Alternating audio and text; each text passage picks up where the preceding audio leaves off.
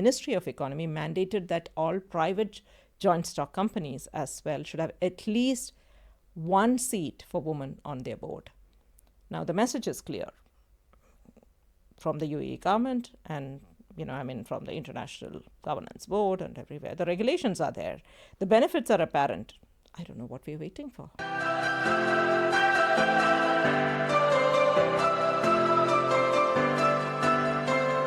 Thank you for listening to the podcast thus far. 2024, big year ahead. The one favor I would ask, if you're enjoying what you're listening to, is to press the follow and subscribe button on whatever media platform you listen to us, as it helps us grow our network and grow the podcast. So thank you and enjoy the podcast. Hello, everyone. Welcome back to another podcast.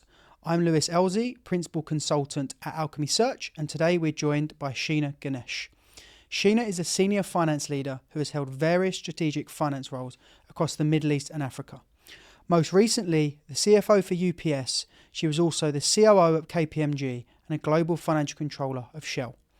A champion of commercial and operational excellence, she has led venture setup, new country entry, digitalisation and business transformation.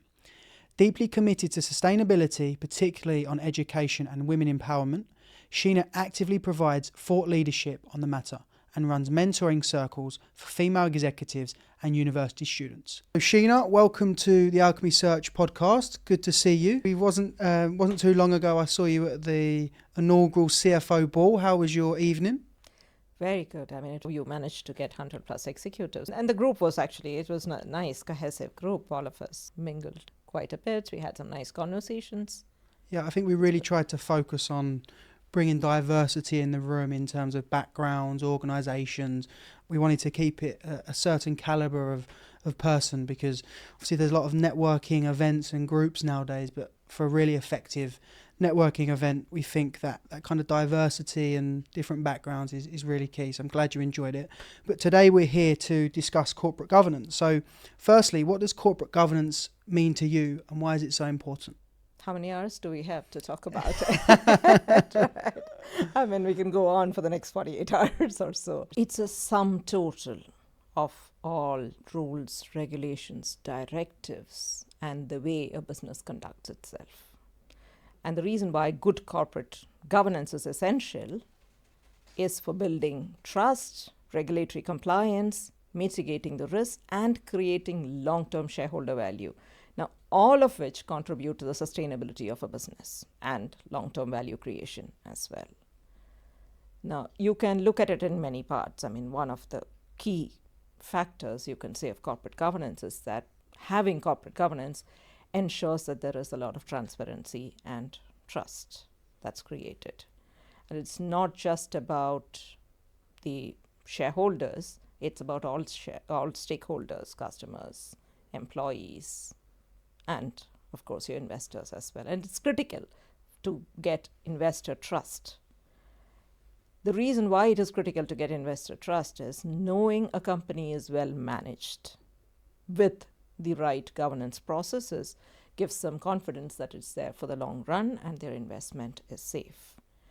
Now, we had a very recent incident that you must have heard about in the news. A huge Indian conglomerate had some allegations of bribery and lack of transparent governance. The result was an overnight reduction of $28 billion. Now that's what it trusts. Proven, not proven, once the trust is shaken, you lose value immediately. It also promotes ethical standards and integrity, even corporate social responsibility for that matter. And it ensures that it is not just beneficial for the company, but for the economy at large. So it's not just the success of an entity. Corporate governance actually supports the wider economy itself. When it comes specifically, if we look at the Middle East then, in terms of corporate governance, you've been here 25 years now? Not to make you feel like you've been here a long time, but you've obviously seen the evolution of the region.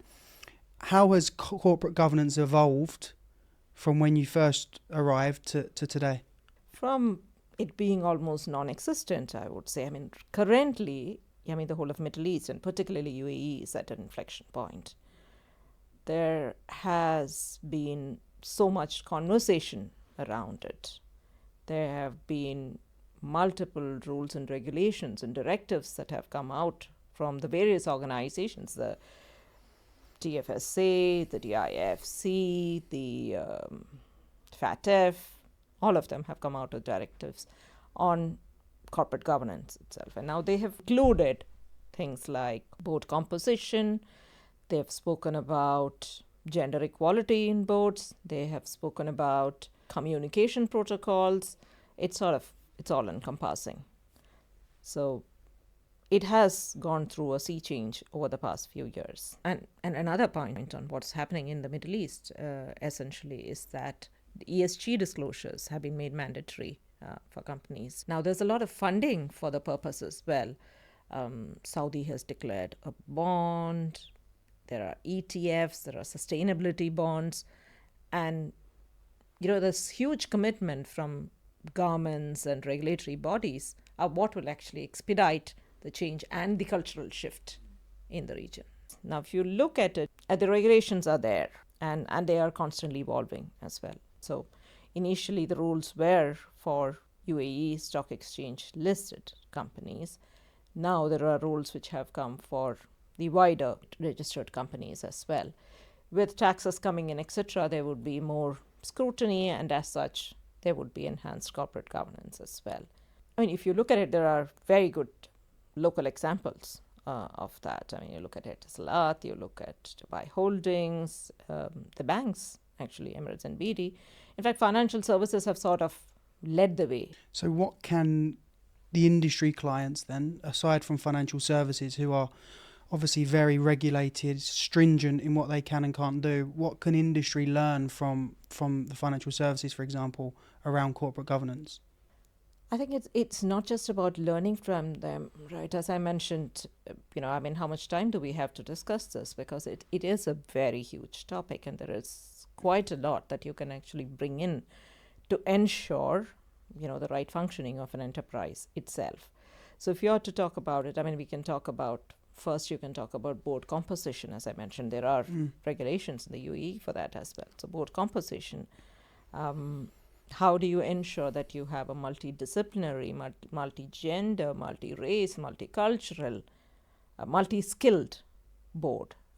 So there are directives to ensure that you do that, and that's good corporate governance. Next is, are the roles and responsibilities of the board very clear as well? And how do you then pin those roles and responsibilities and have a clear action list for the board and how they execute that as well, and the whole communication of that.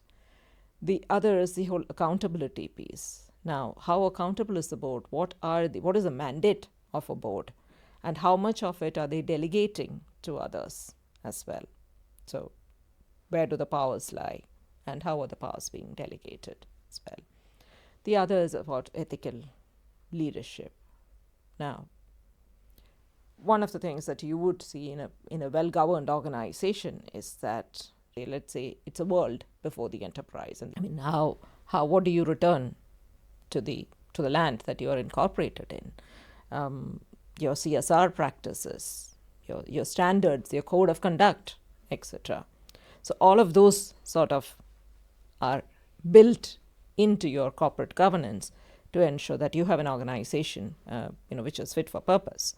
The other things are shareholders' rights, and what are the rights that they have, and how do you protect their rights, and how do you protect value for the shareholders as well. Now, is it just about shareholders? Are you just after profits? No. If you have the right governance, then you're looking at beyond that. You're looking at your employees, you're looking at customers. You talk about principles of customer first, employees first, and then comes your shareholders, and then again, and make each feel that they are top priority as well, because there are set of rules and conduct to actually ensure that their interests are protected. So corporate governance is such a huge topic. There's so many areas to cover. How do you even go about implementing it, in your opinion? Where would you start? Is there certain areas you'd focus on first and then work your way through if you're looking at implementing it in your organization? yes, it's probably best done staged over a period of time as well, facing over a period of time. But is one more important than the other? Quite tricky.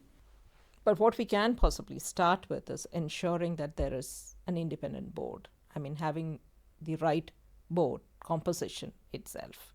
And how do you ensure that the board has the right people? Because that then essentially is the topmost sort of governing body of an organization. So how do you ensure that you have the right board? I mean, do you have like a multicultural, multi-race, multi-skilled, multi-gender board? Then that's where you have further confidence in how the organization would be governed itself. That's one. And then you go down to the next layer as to how do you spread that accountability and responsibility. What are the responsibilities of the board? What can they delegate further downwards? And those accountable officers to whom they delegate, so what are the powers that they have at play? And how can they exercise them? How do they communicate that? What is the clear communication protocol for that? Then the next would be that, okay, so you have all these directives on how to manage it.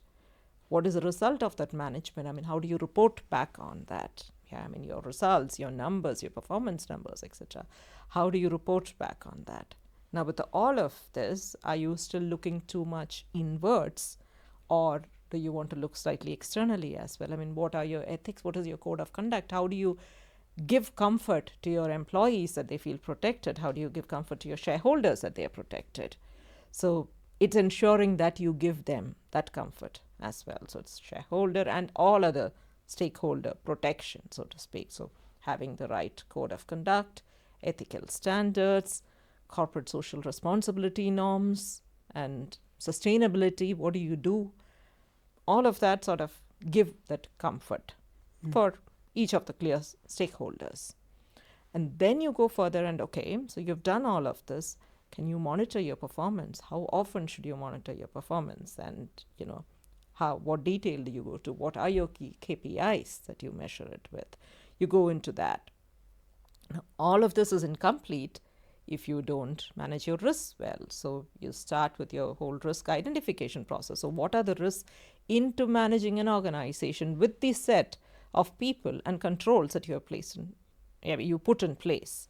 Now, that then leads to having a risk and control identification process, and then you identify the risks and see what are the options for managing, mitigating, transferring your risks through through a sustained period of time.